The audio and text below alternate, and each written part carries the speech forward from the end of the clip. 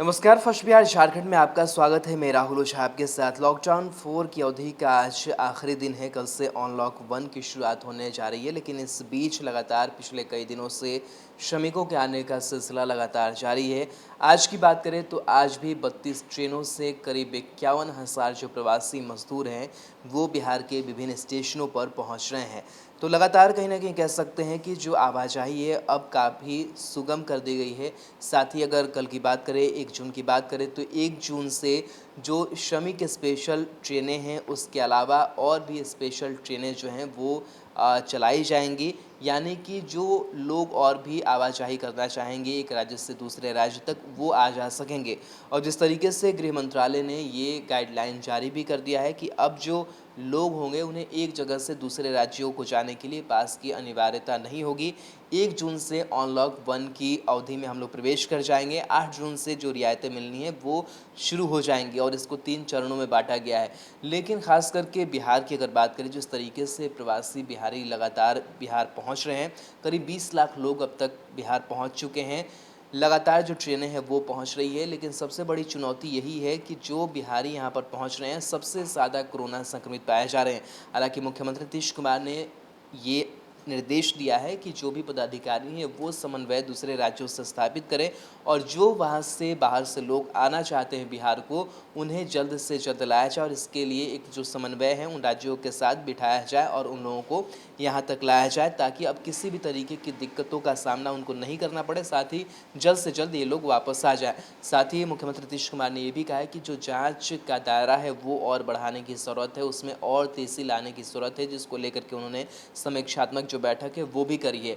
लेकिन जिस तरीके से प्रवासी बिहारी बिहार पहुंच रहे हैं, उनके सामने जो रोज़गार की संकट है वो मुँह बाए खड़ी। हालांकि सरकार लगातार प्रयास कर रही है कि उनको रोज़गार जो है वो दिया जाए और इसको लेकर के कई जो मीटिंग्स है वो भी हो चुकी है और लगातार इस ओर कदम जो है वो सरकार की तरफ से बढ़ाया जा रहे हैं। लेकिन कहीं ना कहीं कह सकते हैं कि काफ़ी मुश्किल का वक्त है कि जो लोग लाखों की संख्या में जो दूसरे राज्यों से बिहार को पहुंच रहे हैं, और तस्वीरें कैसी कैसी निकल कर के सामने आई, लोग कितने दिनों तक पैदल चलते रहे हैं, पैदल चल के यहाँ पर पहुँचे हैं। जो आदमी पैदल चलकर बिहार पहुँचा है वो फिर से रोज़गार को लेकर के फिर से उसको जाने की हिम्मत बाहर कितने दिनों के बाद होगी, ये हम नहीं कह सकते हैं। क्योंकि जिस तरीके से लगातार तमाम परेशानियों को झेलते हुए पाँव में छाले पड़े हुए हैं और उसी तरीके से लोग आने को मजबूर थे, और अब जो है अगर रोज़गार उन्हें बिहार में नहीं मिला, और ये चुनौती भी बड़ी सी लग रही है कि अगर उन्हें बिहार में रोज़गार नहीं मिला तो आखिर वो क्या करेंगे, किस तरीके से वो कर्ज लेकर के अपने आस पड़ोस से, अपने परिवार से वो फिर को पलायन करने को मजबूर हो जाएंगे। तो ये तमाम जो दर्द हैं वो बना हुआ दिखाई देता है अभी भी। और आने वाले कुछ महीनों तक की बात करें तो स्थिति जो है वो सुधरती हुई नहीं दिख रही है, ख़ास करके उन गरीब तबके के लोगों के लिए, जो प्रवासी मज़दूर जो ट्रेनों से बिहार को पहुंच रहे हैं, जो यहाँ आकर के रोज़गार की तलाश में जुटेंगे। तो हालात जो है वो कहीं ना कहीं बद से बदतर होते हुए दिखाई दे रहे हैं। हालांकि कोशिश लगातार सरकार ये कर रही है कि इन लोगों तक रोज़गार पहुँचाया जाए। लेकिन देखा जाए कि हम पहले की अगर बात करें, जब लोग लॉकडाउन के बीच नहीं थे, तब रोज़गार देना कितना बड़ा संकट था बिहार सरकार के लिए, और रोज़गार यहाँ नहीं था। इसलिए कई वर्षों से जो पलायन का सिलसिला है वो जारी है, और बिहार के लोग जो जाकर के बाहर मजदूरी करते हैं, काम करते हैं और वहाँ से पैसे कुछ जुटा पाते हैं, जिससे वो परिवार का अपना भरण पोषण कर पाते हैं। लेकिन इस स्थिति में अब रोज़गार कितना सरकार दिला पाएगी ये तो वक्त ही बताएगा। लेकिन इस बीच लगातार प्रवासियों के आने का जो सिलसिला है वो लगातार जारी है, और आज भी 32 ट्रेनों से 51,000 जो लोग हैं वो आ रहे हैं। वहीं शनिवार को 38 ट्रेनों से 62,000 से अधिक लोग आए।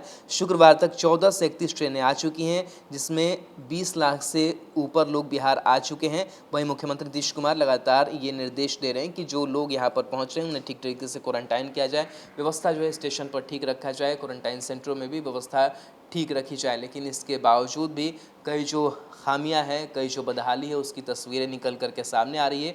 और आने वाले कुछ महीने जो हैं वो काफ़ी चुनौतीपूर्ण बिहार के लिए होने वाले हैं, और ख़ास करके जो प्रवासी मजदूर बिहार को पहुँचे हैं कि उनके लिए रोज़गार का सृजन यहाँ कितना हो पाता है, या फिर उन्हें पलायन करना पड़ता है बिहार से बाहर।